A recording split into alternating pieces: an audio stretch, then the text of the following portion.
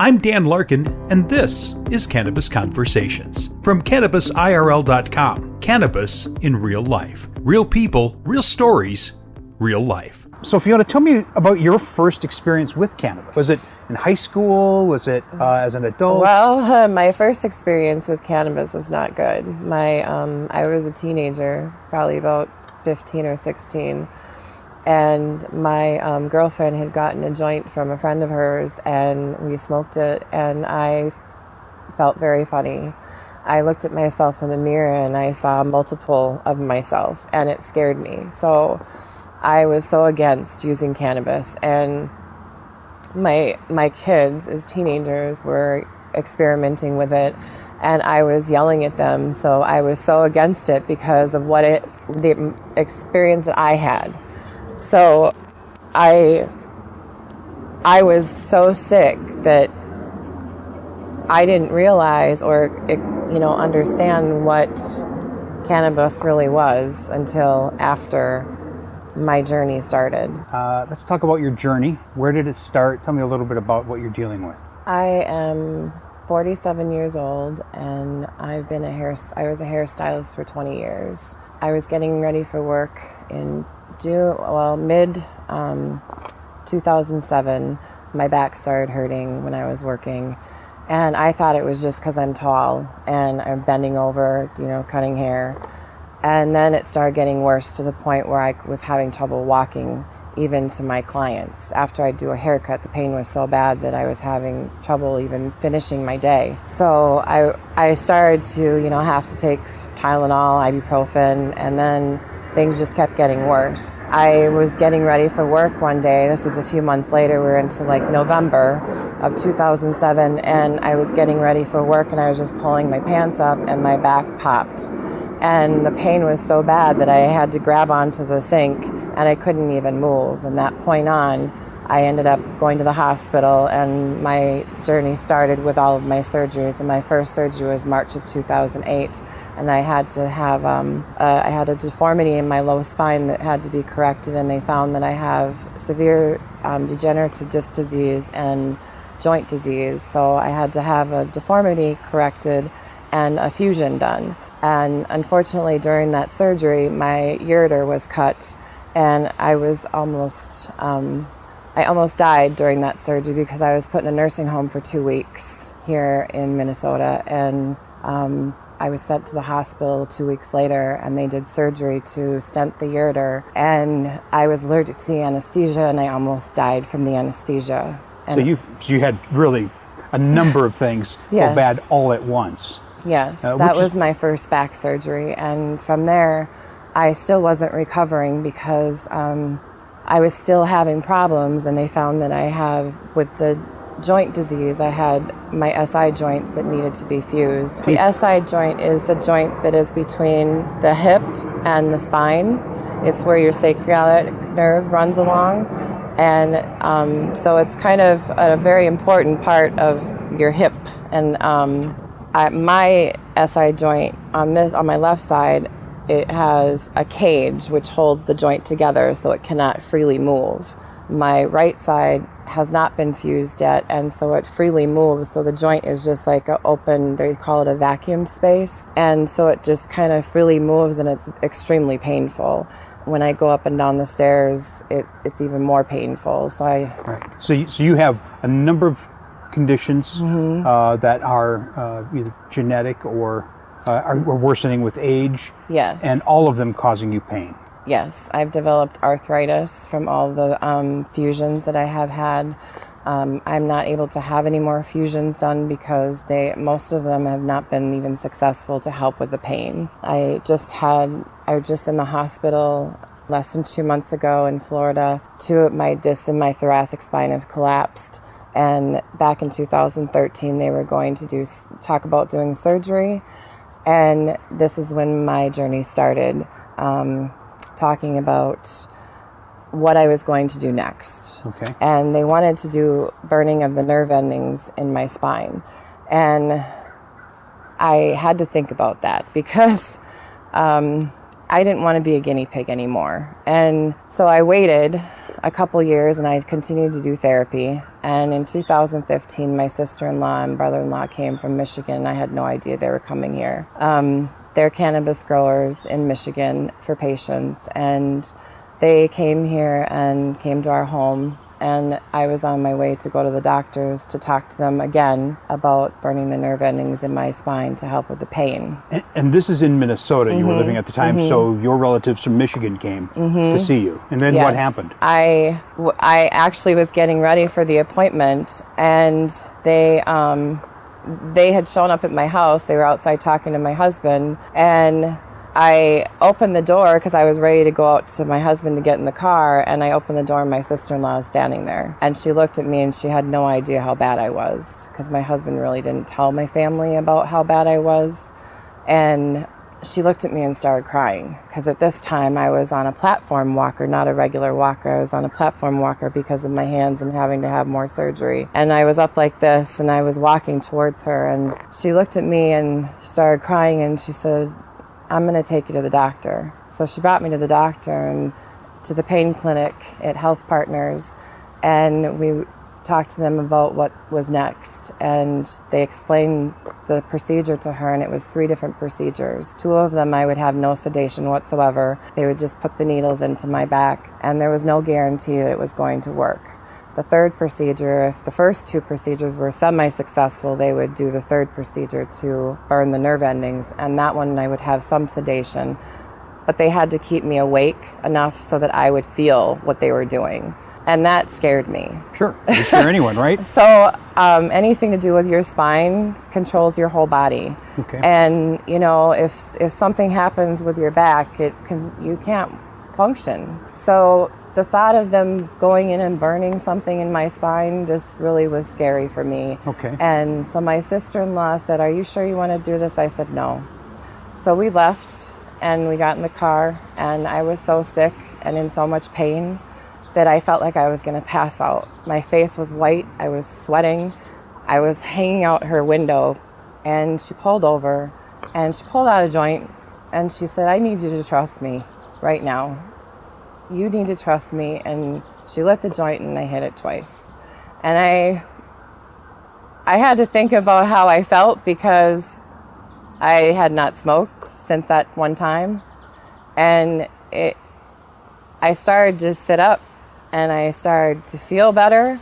And I hadn't had any pain medication that day, because I was supposed to get my pain medication from the doctor, but I couldn't even sit and wait for my medication because I was in so much pain.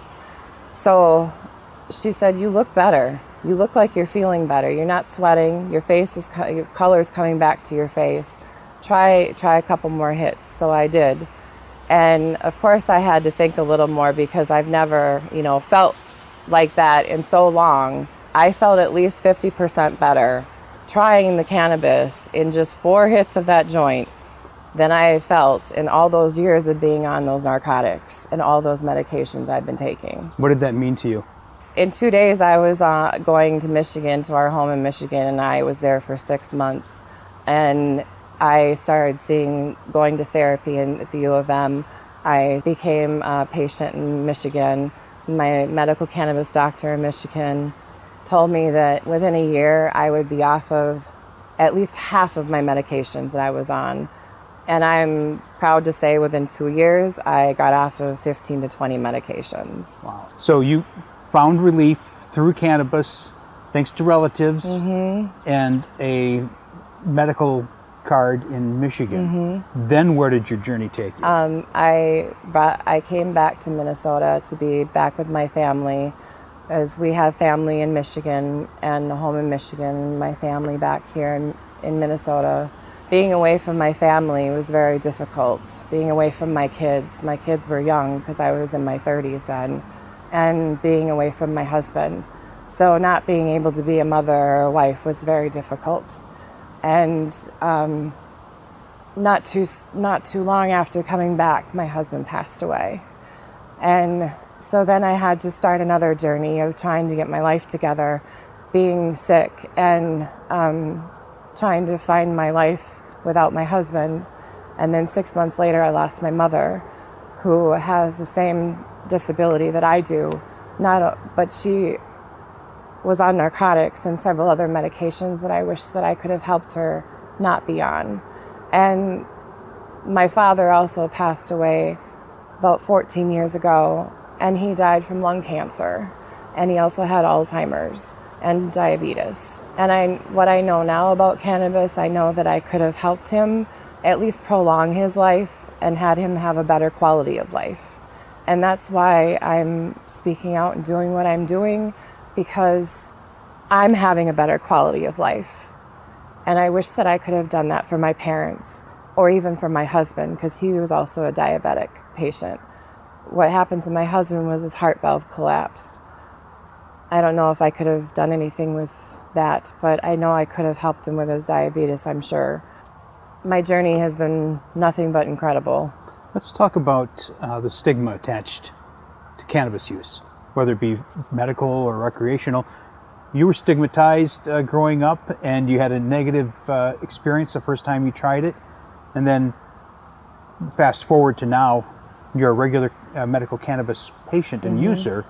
Do you still feel that stigma? Do you still face it? I do. Tell me about that. Every day. Whether it's someone in public, or if it's a doctor, or pretty much anyone could be, either they could be anti-cannabis, or they can be your best friend and talk to you for hours and understand what you're going through. I find that if someone wants to listen to me, I will spend all the time in the world with you and talk to you, because my journey has been incredible. What about those people who maybe are watching this and saying, oh, I don't buy any of these people, they all just want to get high? I can tell you that that is certainly not the case. It is a medication, and I am functioning on a regular basis. I have to medicate on a regular basis, and I am functioning better than I functioned on those medications. I was in bed for 5 years. I don't even remember half of my life. My kids tell me things that I don't even remember. And that is very, very hard. My best friend I don't even remember half the things that my best friend tells me that happened.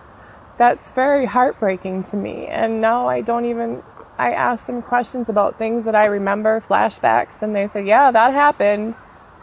And I can't take that back. I can just move on from here and be, the person that I am now. At least I'm bright-eyed and I'm alive, and I don't have to worry about overdosing or, any bad side effects, because I was just in the hospital and I was back on morphine, and my heart rate dropped into the 40s, and they had me on cardiac monitors, and they told me, they were coming into my room and telling me, asking me, are you okay? And I said, am I okay?